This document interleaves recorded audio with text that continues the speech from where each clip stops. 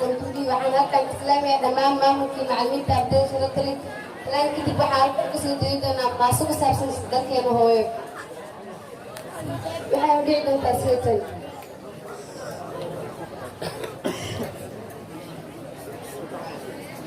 Soomaaliya adduunyada ay isu kaayay saxiib kuma laha siyaasadda guraan oo dhanaan u saaniyo waxaa jira salug weyn abaa raasitay suugaanta ay bukasar gooy sheekada ninta beeladaadari ninku sii guuba ninku sabax ku sheeg tareedada baxayo waa sawaalo been iyo suqawaala ajin sinta ku talbaa sabab looga dhigayaa si gujurin moogali sumad baan u leeyahay Soomaali baan ahay haddaydan u sarkeyn Soomaali weyneedii mid kale la sugayaa madaxdan saluu garaadey tarbiyaha saamiya dameedali seefa qasani ujeedo sigaxan iyo wasacan gooyay Soomaalimada baadiyo fakri salacana si fayl looga dhigayaan hadina wad soo gal qabiilkii sutay runtiisa tagu xidhi sana kadaniya saxriw gamiyo saamiya noolaan كراتي سيتا سيتا ديو داتين ما سافين قطان ساقلي قناعك ودك ما تساعدان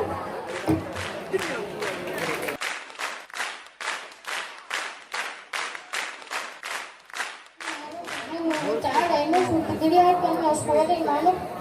يوني كنا لما تعلينا أمام يا معلمين يوني بعدين ونفرق بدنيتي الفرسان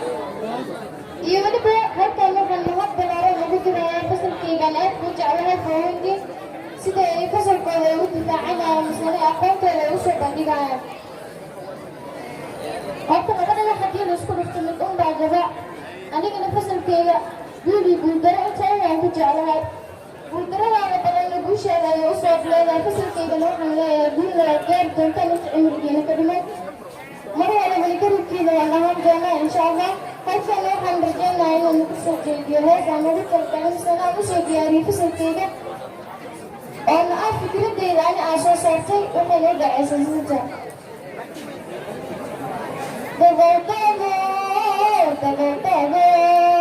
تبغى أني أرتي هدف كيف سدو يا حي سدو يا هدف كيف سدو يا حي فصلنا على الله خدي وين هذا التقوى دمعي ما قريه فسرقالتك وانتي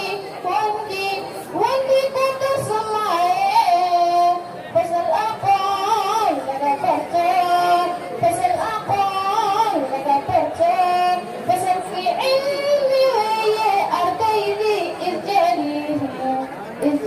ماما في ارجعلي فصلنا على الله خدي ليبو وغداقا دمعي ما قليه فسرقالتك